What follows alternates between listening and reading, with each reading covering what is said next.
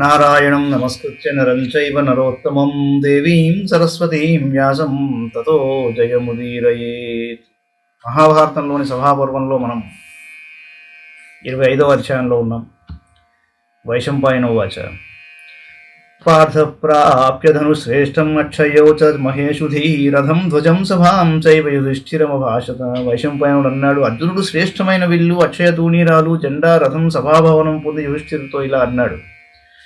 అర్జునోవాచ ధనురస్త్రం శరా వీర్యం పక్షో భూమిర్యశో బలం ప్రాప్తమేతన్మయా రాజన్ దుష్ప్రాపం యదభీప్సితం తత్ర కృత్యమహం మన్యే కోశస్య పరివర్ధనం కరమాహారయిష్యామి రాజ్ఞః సర్వాన్ నృపోత్తమా విజయాయ ప్రయాస్యామి దిశం ధనదపాలితాం తిథావధ ముహూర్తే చ నక్షత్రే చాభిపూజితే.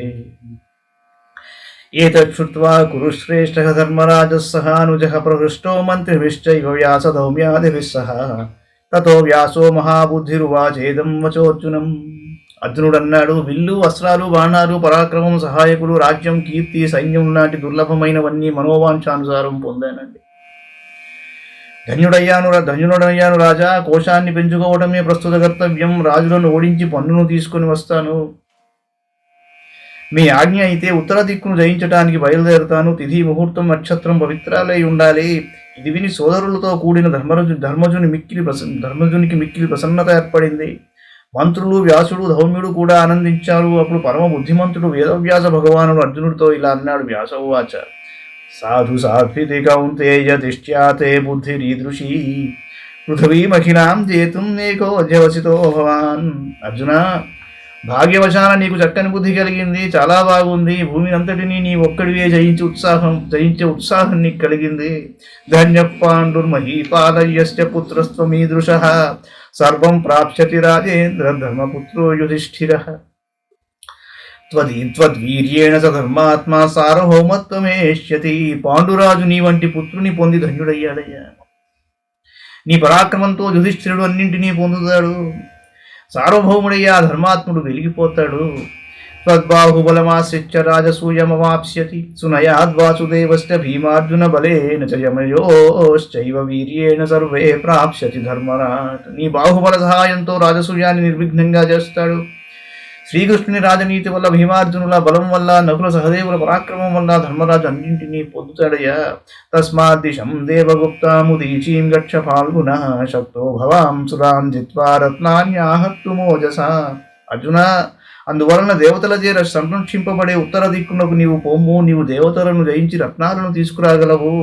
ప్రాచీం భీమో బలశ్లాఘీ ప్రయాతు భరతశ్చయామ్యాం తత్ర దిశం యాతు సహదేవో మహారథః ప్రతీచీం నకులో గంతా వరుణేన విపాలితాం దేశామే నైష్ఠికీ బుద్ధి క్రియతాం. భరతశ్చవాహ దిక్కులను కేటాయించాడు. తూర్పుకు బలశాలి భీముడు, మహారథుడు సహదేవుడు, దక్షిణానికి నకులుడు, వరుణపాలితమైన పడమన దిక్కుకు వెళ్ళాలి. ఇది నా బుద్ధి మేరకు చేసిన నిర్ణయం, దీన్ని మీరు పాటించండి అన్నాడు. వైశంపాయనోవాచ శ్రుత్వా వ్యాసవచో హృష్టాహతమూచుః పాండునందనాః. వ్యాసుని మాటలను విని పాండుకుమారులందరూ ఆనందించి ఆయనతో ఇలా అన్నారు. పాండవాచు ఏవమస్తు మునిశ్రేష్ఠ యదాజ్ఞాపయసి ప్రభో. మునిశ్రేష్ఠ, మీ ఆజ్ఞానుసారం మేము నడుస్తామన్నారు. వైశంపాయనోవాచ ధనం జయవచ శ్రుత్వా ధర్మరాజో యుధిష్ఠిరః స్నిగ్ధగంభీరనాదిన్యాతంగిడా ప్రత్యభాషత. వైశంపాయనుడు అన్నాడు, అర్జునుని మాటలు విని ధర్మజుడు ప్రేమ గాంభీర్యం ఉట్టిపడేటట్లు అతనితో ఇలా అన్నాడు. స్వస్తి వాచ్యార్హతో విప్రాన్ ప్రయాహి భరతర్షభ.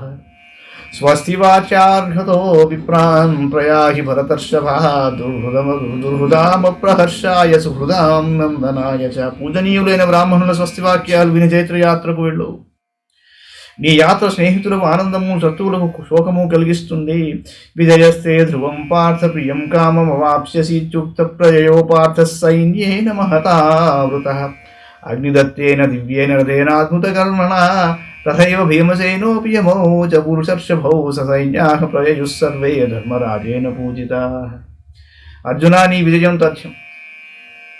నీ కోరిక తీరుతుంది. ఈ విధంగా యుధిష్ఠిరుని ఆజ్ఞను పొంది అగ్ని ఇచ్చిన అద్భుతాలను సాధింపగల రథంపై గొప్ప సైన్యంతో అర్జునుడు ఉత్తర దిక్కుకు బయలుదేరాడు. భీమసేనుడు తూర్పుకు, కౌలలు దక్షిణ పడమరలకు సైన్యాలతో బయలుదేరి అందరూ యుధిష్ఠిరుడి నుంచి గౌరవింపబడ్డారు. దిశం ధనపతేరిష్టామదయత్పాకశాసని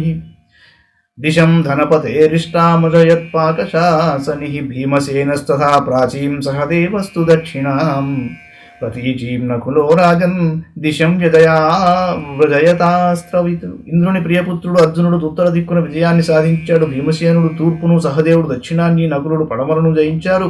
ఖాండవ ప్రస్థ మధ్యస్థ ధర్మరాజో యుధిష్ఠిర ఆసీత్ పరమయా లక్ష్మ్యా సుహృద్గణవృత ప్రభు.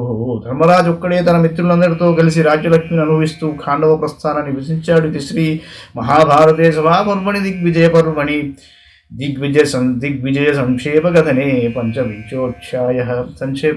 సంక్షిప్తంగా చెప్తాడు, తర్వాత విపులంగా చెప్తాడు. మంగళం భగవాన్ విష్ణు మంగళం గరుడధ్వజ మంగళం పుండరీకాక్షో మంగళాయతనో హరి. సర్వం శ్రీకృష్ణార్పణమస్తు.